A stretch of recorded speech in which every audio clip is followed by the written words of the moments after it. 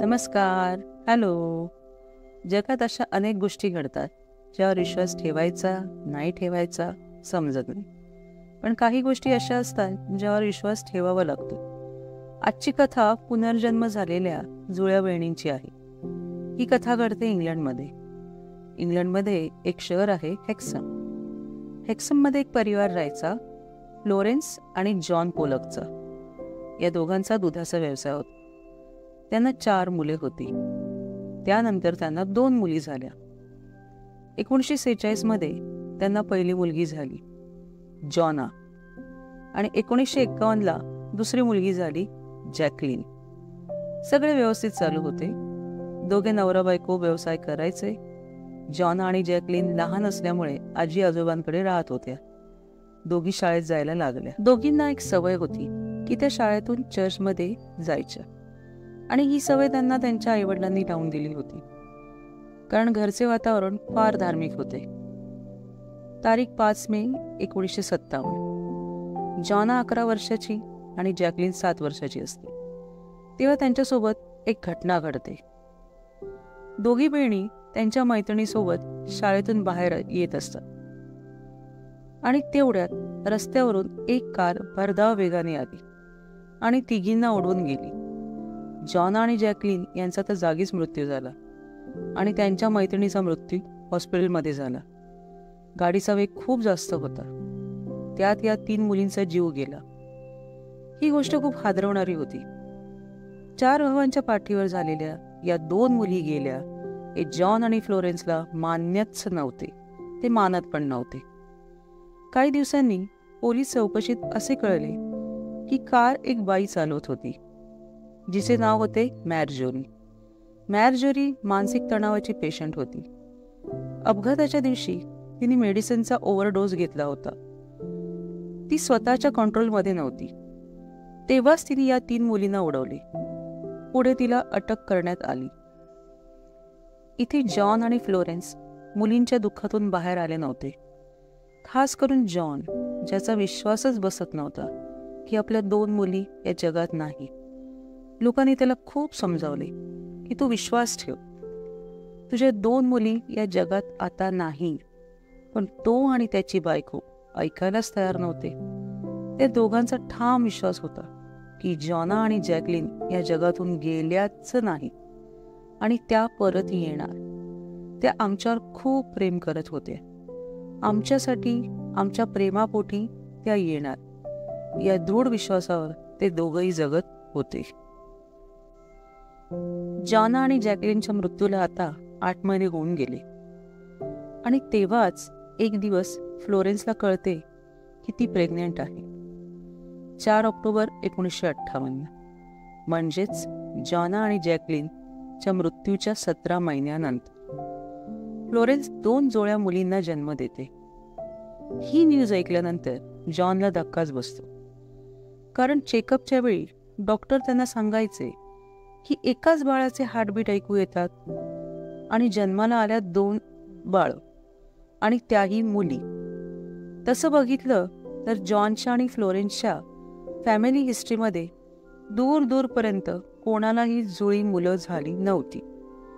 ही त्यांच्या घरातली पहिली घटना होती. ते लोकांना सांगू लागले की बघा, आमच्या मुली परत आल्या. त्या कधी आम्हाला सोडून गेल्याच नव्हत्या. खरी कहाणी आता सुरू होते. जेव्हा जॉन आणि फ्लोरेन्सने त्यांच्या जुळ्या मुलींना बघितले, तेव्हा त्यांना धक्काच बसला. ते दोघींच्या अंगावर बऱ्याच जन्मखुणा होत्या. एका मुलीच्या डोक्यावर खरचटल्यासारखी जन्मखूण होती. जोनाचा जेव्हा मृत्यू झाला तेव्हा तिच्या डोक्यावर अशीच खरचटल्याची खूण होती, आणि दुसऱ्या मुलीच्या अंगावरही अशाच खुणा होत्या, ज्या जॅकलिनच्या अंगावर कार ॲक्सिडेंटने झाल्या होत्या. ही पहिली गोष्ट जॉन आणि फ्लोरेन्सने नोट केली. जशा जशा त्या मोठ्या होत होत्या तेव्हा जॉन आणि फ्लोरेन्सच्या लक्षात आले की या दोघींचे चेहरे जुळ्या असूनही सारखे नाहीत, कारण जुळ्यांचे चेहरे जवळपास सारखे असतात. पण या दोन्ही मुलींचे चेहरे त्यांच्या 17 महिन्यापूर्वी मृत्यू पावलेल्या दोन्ही बहिणींशी मिळते जुळते होते. एकीचा चेहरा जोनाशी मॅच होत होता, आणि एकीचा जॅकलिनशी. जसे देवाने त्यांच्या हिरावून घेतलेल्या मुली परत दिल्या होत्या. जॅकलिन आणि जोना यांच्या मृत्यूनंतर जॉन आणि फ्लोरेन्सने हेक्सम हे शहर सोडले, कारण लोकांनी त्यांना सांगितले की इथे राहाल तर त्यांची आठवण येत राहील. विटली बे या शहरात हा परिवार शिफ्ट झाला. तिथे त्यांचं आयुष्य सुरळीत सुरू झाले. त्यांनी आपल्या जुळ्या मुलींची नावे जिलियन आणि जेनिफर ठेवली. वर्ष 1962.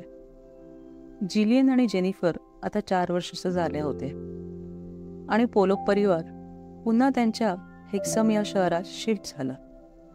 काही दिवसांनी जॉन आणि फ्लोरेन्सने दोघींना फिरायला बाहेर नेले. रस्त्यावरून फिरताना त्यांच्या बाजूने गाडी गेली. ती गाडी बाजूने जाताच दोघी मुली एकसाथ मोठ्याने ओरडल्या आणि रडू लागल्या. नंतर शांत पण झाल्या. हे प्रत्येक वेळी रडू लागले. जॉन आणि फ्लोरेन्सला कळून चुकले की मागच्या जन्मीच्या ॲक्सिडेंटची भीती आजही त्यांच्या मनात असेल. तर हा नक्कीच त्यांचा पुनर्जन्म आहे.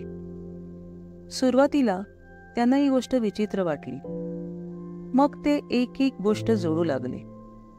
तशीच दुसरी घटना घडते जेव्हा ते त्यांच्या हेक्समच्या घरी जातात. 4 वर्षाच्या जिलियन आणि जेनिफर हेक्समचं घर बघून खुश होतात. ते दोघी धावत त्या रूममध्ये जातात जिथे जॉना आणि जॅकलिन राहत होते.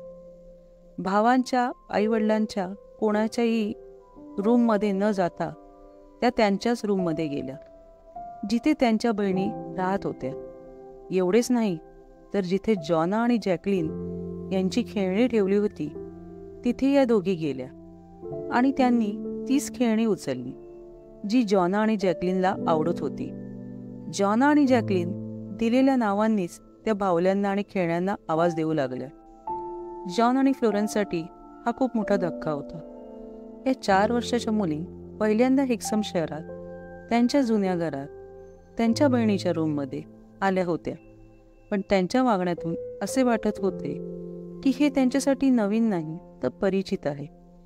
जेव्हा जॉन पोलकच्या फॅमिलीने मुलींच्या गोष्टींकडे नीट लक्ष दिले तेव्हा त्यांना अजून मोठा धक्का बसला.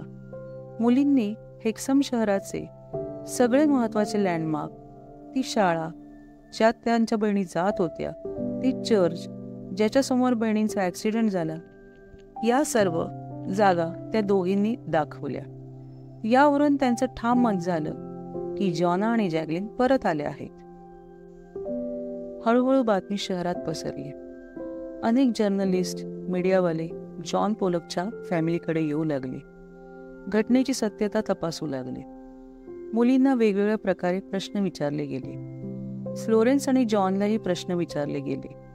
पण या सगळ्यातून एकच निष्कर्ष निघाला की जॉना आणि जॅकलिनच्या पुनर्जन्म जिलियन आणि जेनिफरच्या रूपात झाला आहे. अनेक न्यूजपेपरमध्ये ही बातमी छापली गेली. हा सगळीकडे चर्चेचा विषय बनला. हळूहळू दिवस गेले. मुली आता मोठ्या होत होत्या.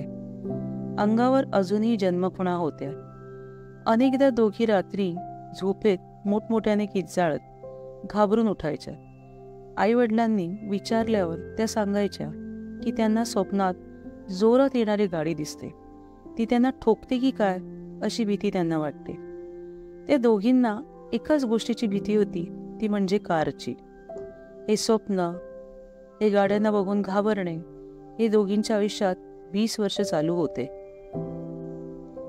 वर्ष 1978. मुली आता 20 वर्षाच्या झाल्या. तेव्हा त्यांच्या आयुष्यात परत एक चमत्कार घडला. जिलियन आणि जेनिफर यांच्या आयुष्यातून त्या पुनर्जन्माच्या सर्व आठवणी पुसल्या गेल्या. त्यांना त्या संबंधीचे काहीच आठवत नव्हते. ती स्वप्ने, ती गाडीची भीती, जॉना आणि जॅकलिनच्या आठवणी त्यांच्या आयुष्यातून अचानक गायब झाल्या. आईवडिलांनाही बरे वाटले की दोघींच्या आयुष्यातून या आठवणी पुसल्या गेल्या. काही वर्ष निघून गेली. दोघींची लग्न झाली.